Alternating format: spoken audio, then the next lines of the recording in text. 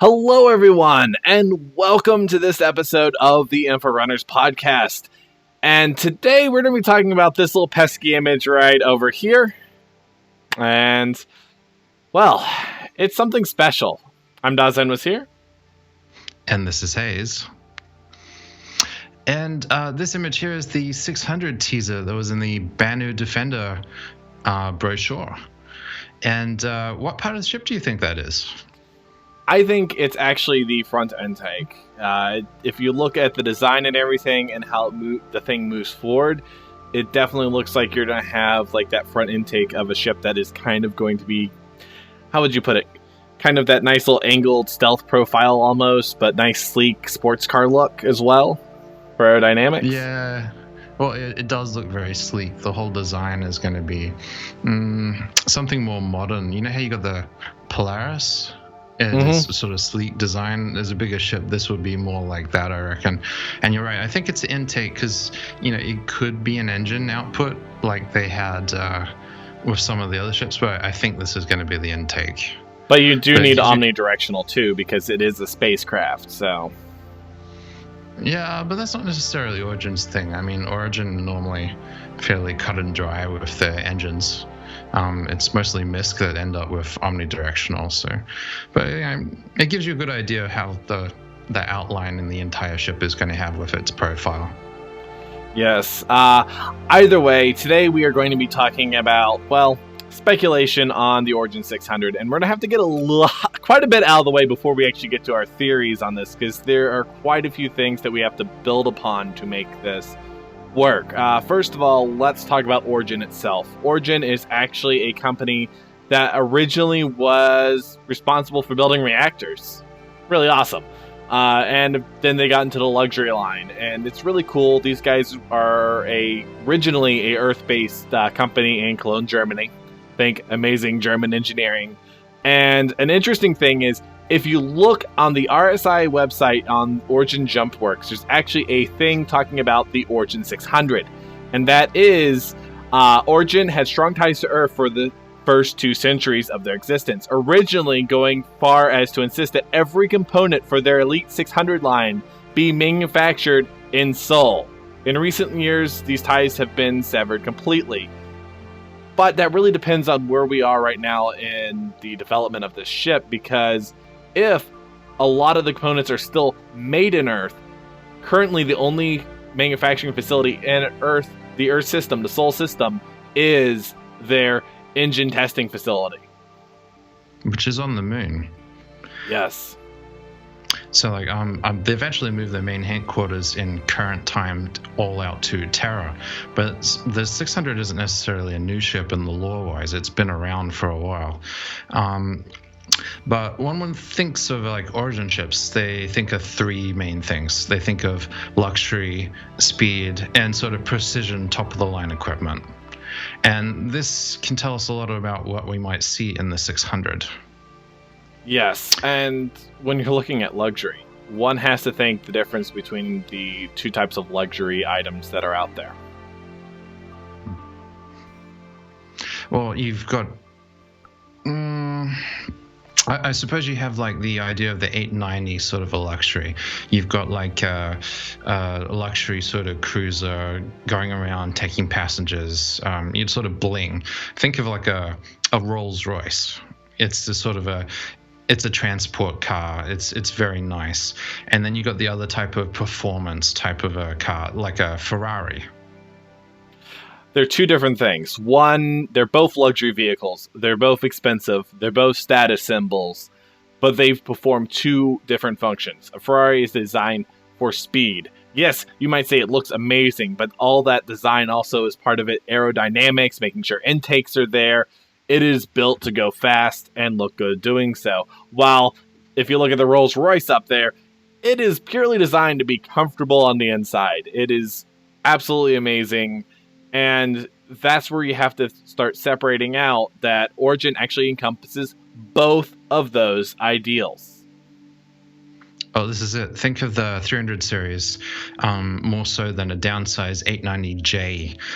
The 600 ship has been billed as a larger version of the 300, which is aimed at high performance and ability as opposed to just luxury, more like the 890 jump.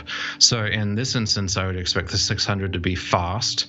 I'd expect it to be agile and sort of well equipped equipment-wise compared to any other similar sized ship. Yes, and that being said, the next bit of information that we know for sure about the Origin 600 is the fact that it's a competitor to the Connie.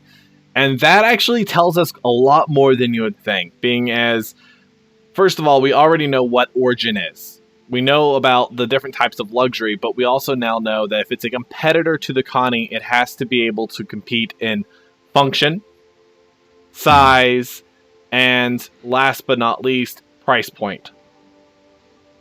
I'm not sure about the price point. Well, it's very interesting with a lot of these new concepts coming out. They're sort of upping the price. But we'll get onto that just a little bit later. With regards to function, I'm hoping that the weapons are like a change up from the Constellation. It should have a similar level of firepower, though I'm hoping they move away from those fixed weapon gimbal that the Constellation has, because it leaves a lot of sort of its main firepower. It has leaves blind spots. So if the 600 series came with a proper turreted setup that didn't have any blind spots, sort of like what you have with the Carrack, that would have a lot going for it. Well, either way, the fact that it has to compete means that, again, there's certain frameworks, because the Connie currently fulfills 3 to 4 main roles. You have your Phoenix, which is kind of your luxury transport, but it also, with that high technology, actually packs a massive punch, to be fair. And then you have your Aquila, which is your Explorer model, which is going to have your range and sensors. In addition to that, you have your Andromeda, which is your missile boat, and finally you have your Taurus, which is your cargo, which means this ship is going to have to either fit into one or multiple of these roles, and there might even be variants of said ship. I think they're moving away from the idea of variants there. Like, that was something they had very specifically in their original concept ships, but as they've been going into later concept ships, they've been moving away from that idea and probably going to leave that to component change outs. So I think we're going to only see the one 600, and it should be able to move in the different sort of areas. Mind you, I'd really wish that this ship would not be an all-rounder like the Constellation. I reckon if it could focus on something like exploration, or perhaps a very fast and agile sort of transporter of some sort, I think this would help differentiate it more from the Constellation, and if it could compete more in that sort of direction as a sort of alternative option. Well, that really leads to our top 3 theories on what this ship is going to be. The first theory is really going around to the point that we are going to be looking at a ship that can be your luxury passenger transport, because we really don't have an entry-level passenger transport in a I'm spending a lot of money type of way. But we also could have it as kind of a dedicated explorer, which would be really nice, having high-end technology, being fast, maneuverable, being able to go places, and be dedicated in that task. And finally, you actually have cargo, and you're like, well, cargo? Well, you don't have cargo running as in, like, fast perishables, maybe some smuggling, maybe even just a cargo ship for a wealthy man who wants to go around the universe and explore. And then when you're thinking about a Constellation sort of rival, you end up with things like, you'll most likely have a rover. This would be a decent sized ship. I don't see them passing up the chance to fit a rover in it. It may even end up having a snub, because if they're going to put it as a Constellation competitor, they may want to try to match it on features. 85X. 85X. I want that. Well, think about it. That'd be a useful snub. Unlike the Constellation that can only take the Kruger line of snubs, 85X is a 2-seater. You could literally leave your ship in orbit and use that as a runabout to take you down the surface side, which that'd be amazing for utility. But the thing is, however they go for it, they really need to take the form over function argument seriously and actually give us more function than form. Because right now, what as a player does luxury mean to you? Seriously, what does luxury mean to you? Because does having fancy comfy chairs actually mean anything? No. I mean, it's not like you're going to be sitting in that. Does mahogany wood paneling mean anything? No. But does top-of-the-line precision sensors mean something to you? Does great engines, great maneuverability, maybe even a sleek look because that makes it more aerodynamic? But luxury means nothing to a player, really. And, the other thing is it going to be priced competitively to a Connie? This is the big question. I mean, the Constellation, 150 for the Taurus, 225 for the Andromeda, and 275 for the Aquila. I mean, in light of things like the Eclipse was 275. I can't see them selling this 600 series as anything more than a $300 plus ship. They can't do that, though, because that competes too much with some of the other ships that they've had out recently, like the Banu Merchantman. I mean, how do you compare a small ship, 60 meters, to something that they just had a Banu Merchantman selling for? Seriously. I know that, but this is in the way they've been pricing ships recently, and the idea that ships are going to go up in price. What are they going to do? Put the price up on the Constellation, or are they just going to say, no, screw it, we're going to charge more because that's what we're doing. This is the direction we're heading in. But at the same time, people are going to make the direct comparison to the Constellation as why am I going to spend an extra $100 on a 600 when I can get a Constellation that's, this is supposed to be the competitor. And then if they do price at $350, they're sitting right on the Phoenix price. Well, but it has to be a viable competitor, and they can't just make it a competitor to the Phoenix. Well, they could, but it doesn't make sense because we need more. They don't. We need really more 60 meter, maybe even 50 meter, a little bit smaller, but somewhere in that large multi-crew ship, some range for that is your everyman ship. And by everyman I mean is something that's a entry-level ship to some of these dedicated roles. Like I said, if they want to go luxury transport, they need something in the actual Connie range because most people are not going to have an 890 jump or even the, what was that called? The big transport. Passenger jet. You're talking about the Starliner Genesis? Yes, most people aren't going to have a Genesis. I mean, you need an entry-level into that field. Same thing as you actually need another exploration vessel that's dedicated, and even maybe one that has research facilities on it. Because imagine, well, in that case, I'd recommend getting a Carrack. I mean, if they're doing $350 for a ship, and they're going to make it sort of like a competitor to the Constellation, you're already in the Carrack price range. And I would recommend a Carrack if the Carrack gets sold for $350 again, which is another big if. I mean, think in light of the recent CCU debacle, most people do not actually realize why CIG are making changes to the CCU system. And it's sort of the white elephant in the room. The main reason they are doing this and going with these changes is to stop people discounting a $350 line of ships with a $0 Redeemer to Banu MM cross-chassis upgrade. Because literally every single one of these used that the general average person has, they're losing $100 on every big ship sale. And so while I would recommend getting a Carrack over the 600i if the price ends up in the same range, it might be more likely that they're never going to sell a Carrack at $350 ever again, or any other $350 ship. I think it's going to be more likely that these ships are going to go up in price once they're ever put to sale again. Yes, and they probably will go up, but you might say, why would you buy a Carrack over this? What if they make it a little bit smaller, let's say 50 meters? You have the ability to stick a Ursa rover in it, or some sort of rover. You maybe have an 85X slam somewhere, or maybe even throw that completely out of the concept, but have it more aerodynamic, more maneuverable for in-planets type of you can travel around and use it to fly through the atmosphere a little bit easier. Go into places that are a little bit harder to reach. Maybe be more maneuverable. I mean, something that's actually fast and sleek. I mean, that's what we're lacking. It's true.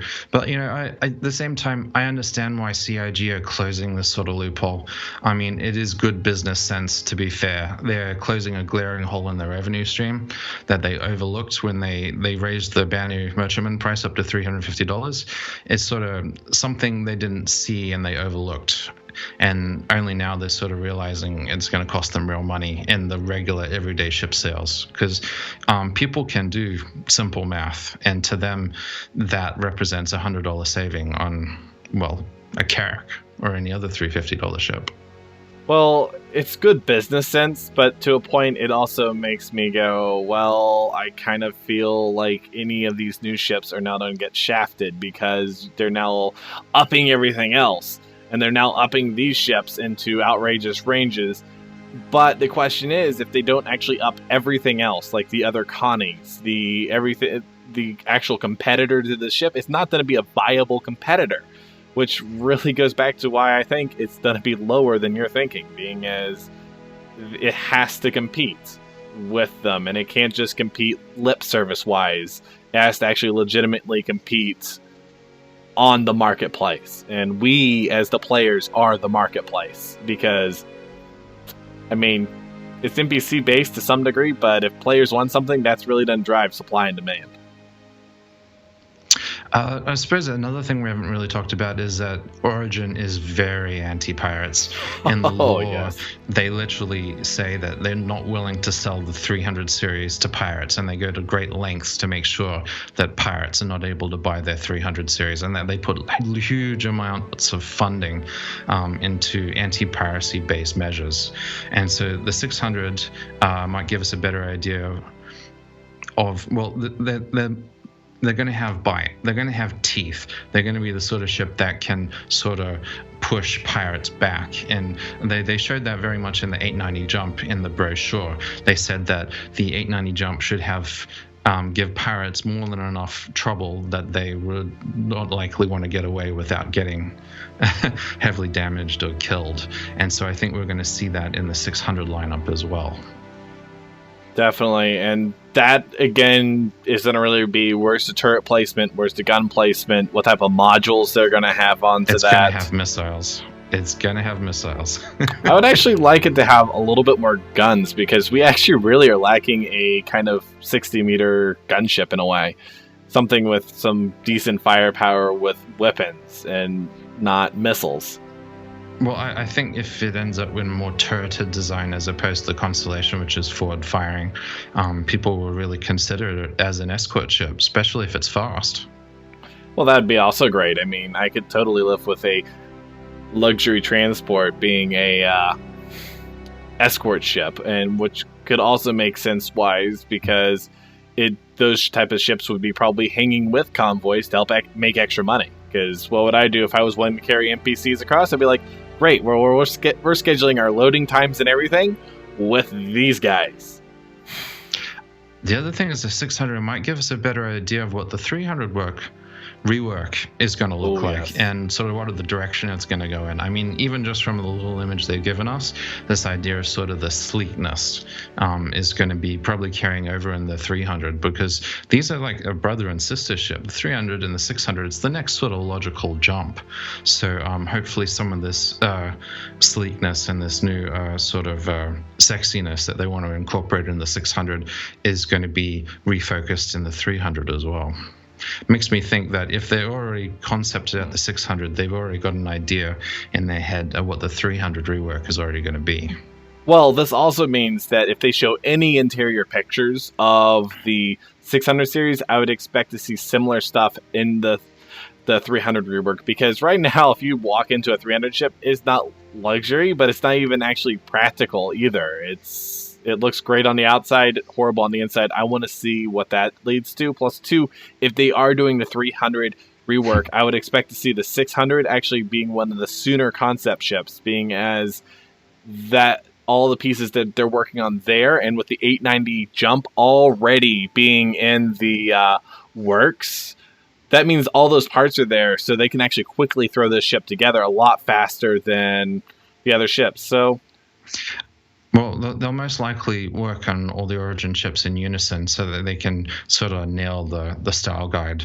They'll get the general look for each of them set before they start completing one ship and the next. So it's very likely we're going to see the 600 probably almost immediately after the 890 jump, or maybe developed concurrently. I guess one of the final things we need to say is that this is actually a really important ship. There's not many 30 to 60 meter ships actually out there. There's like a huge gaping hole in the ship lineup in this area. And so this ship is a godsend, because this is what the game is lacking most with regards to ships.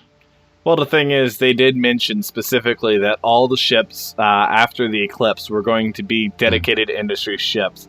Thus, whatever we see with the 600, whether we see luxury transport, explorer, and maybe even something else that's precision designed, whatever it is, that means that we're going to find something that's in one of those categories, most likely in the 30 to 60 meter ships, to fill out that big gap that is there. So, guys on the stream, what do you think? Feel free to comment right now. No, that's right. We respond to all your questions, and we love the feedback. Don't forget to like and subscribe. And as always, Catch see you around. And we're just going to pause right